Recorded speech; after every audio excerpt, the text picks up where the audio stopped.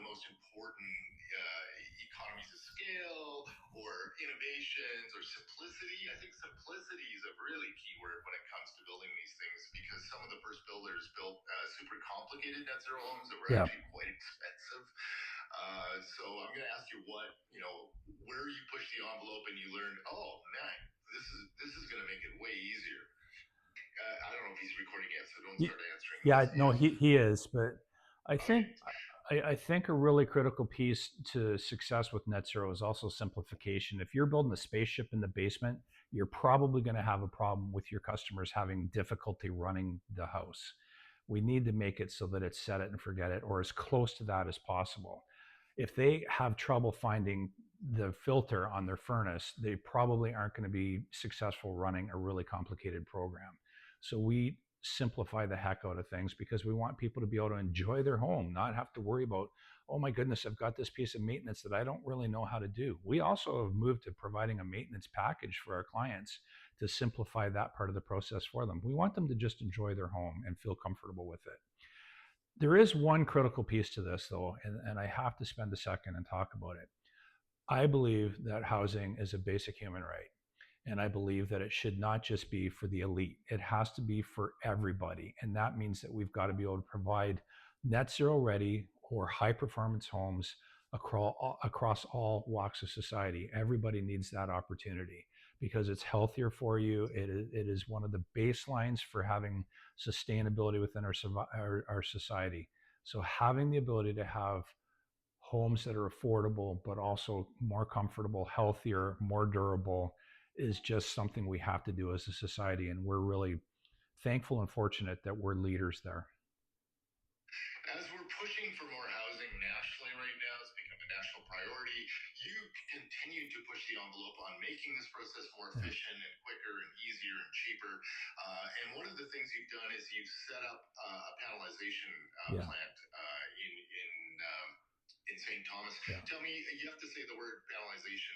When I say it, sometimes the interviewer doesn't say that, but we need Yeah. you to say that. Yeah. What did you do lately that is helping with this process? So one of the great areas of efficiency that we're looking at is how to reduce our cycle time or our build time for our homes. So we've looked extensively for the last 6 odd years at how to do panelized framing to the point we started actually in a field with a tent and a table for doing walls. And it was really arduous. It was very difficult. It was very costly. It was very slow, but we got better at it to the point now where we do every home as panelized floors and walls built in our panelization plant here in St. Thomas. And that reduces a tremendous amount of upfront framing time, which helps us to get the homes to market faster and reduces the cost of the home, which is really critically important. So we're looking at all aspects of that, not just panelization, but other modular components. Without doing volumetric modular homes, it's more flat pack. If you went to give an equivalent from the furniture industry, it would be IKEA. An IKEA flat pack is basically what we're shipping to site. And then we have great instructions on how to put it together. I know we had a time a while back where our framers had to go back to stick framing because we had a major project that we had to push through. And it was just learning our volumes. And it wasn't but a couple of weeks later, they came back and said, is there any chance we can get back to the panels? Because it's a lot better for us. So we know we're really onto something. Maybe not everybody can do that, but I think panelization is going to be a huge push forward. The other piece is it's another social equalizer. It's maybe difficult for a 5'2" female to be really successful out in the field on a framing crew because if you're hand lifting walls, it's extremely labor burdensome. But in a panel plant factory, can be extremely successful, if not maybe a little bit better than men, because they do tend to be a little bit more attention to detail. And it's such a great opportunity to look at another portion of our society that maybe is underrepresented in housing. So I'm very proud of the work we've done there, and we want to continue on with that. One of the things I Is noticed, your and one hand of over the the things one camera? of your staff told me, was it is quite an innovation, because especially in the wintertime when you're Yeah. building your walls in 20 degrees Celsius Yeah. instead of minus 20. And he told me it just means a lot less time on site in 20 below doing framing. So the other really critical piece about doing panel framing is about getting the building envelope closed in faster. So you've got a lot less time on site. In the wintertime, you've got less snow and moisture coming into the home. In the summertime, you've got less rain events. It just makes it easier to get the house under control, especially when we look at having to have greater climate resilient construction. And that's something weather ready is becoming a really important piece for us. We're leaders in Canada here on wind resistance, but weather resistance is really an important part as an overall theme. Getting the house closed in means you have less problems down the road if you can do it faster. So I'm going to ask you again for this time a really quick summary. Don't explain each of the items because I have you doing that before when you talked about the innovations. But I want your 5 elements of the Doug Terry secret sauce in a net zero ready home. And so that's just the obvious things, the air tightness, the wall systems you talked about before, the heat pumps, windows, maybe something else. So what are the 4 or 5 or 6 key elements of your secret sauce, Doug Terry? So when I look at what's really making us successful with the net zero program or high performance building in general, I like to coach other builders on what I call the 2 commandments, which is get your water management under control and get your house airtight. We do that before we do anything else. After that, we look at the thermal envelope, which includes the windows, includes the walls.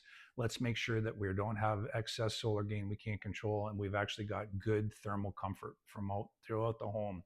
After that, we look at the mechanical systems. We want to make sure that we get that right, give fresh air all the time, and just get those sort of things under control. If we can do all of that and do it as close to out of the box technology, keeping it simple is critically important for the success and the enjoyment of our homeowners. And we really push to make it easy for them to enjoy their home. Doug, in the early days, obviously, even back to the Energy Star days, you had to learn how to sell these new homes and the added value in it. What have you learned about working with customers and what works with them to help them appreciate the homes that you're offering them? I think one of the critical missing pieces with the net zero program, and before that Energy Star, but really on net zero program, is that oftentimes, we as the builder, we get excited about a technology and we want to get there and we want to do it and we want to push it through and have everybody understand how to do it and we're going to go for it. And we ignore the consumer and explaining it to them. We ignore our sales team and making sure that they understand what it is we're talking about. And so there's a nuance to purchasing one of these high performance homes. And what it really comes down to, whether it's Energy Star, Passive House, Net Zero, it doesn't really matter. What we're talking about is if you try to sell on logic with a customer when you've got a very short amount of time to get them to understand and want it, you're in trouble. So what we concentrate on is the emotional portion of it, which is how does it benefit my family? And that is a critical part of our focus. We want to make sure they understand it's healthier, more comfortable, more climate resilient. They're getting a better value for their family. After they've bought, that's when the logic piece comes in and you can talk about the energy savings. You can mention energy savings up front, but if you're leading with that and the guy's driving a Ford 150, you maybe aren't going to have a really good conversation on saving a few dollars a month. It's more than that. I understand that, but it's really about the emotional buy.